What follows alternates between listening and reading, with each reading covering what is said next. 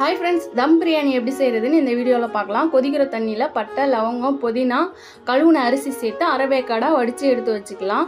பிரியாணி செய்கிற குண்டால் 2 ஸ்பூன் நெய், தேவையான அளவு எண்ணெய் சேர்த்து, பைசஸ் சேர்த்து, வெங்காயம் சேர்த்து, பச்சை மிளகா, இஞ்சி பூண்டு சேர்த்து நல்லா வதக்கிக்கலாம். 1 கை புதினா, 2 ஸ்பூன் மிளகாத்தூள், 1 ஸ்பூன் கரம் மசாலா சேர்த்து வதக்கிட்டு தக்காளி சேர்த்துக்கலாம். தக்காளி நல்லா வதங்கினதும் 3 கரண்டி தயிர் சேர்த்துக்கலாம். தயிர் சேர்த்து நல்லா வதங்கினதும் சிக்கன் லெக் பீஸ் சேர்த்துக்கலாம்.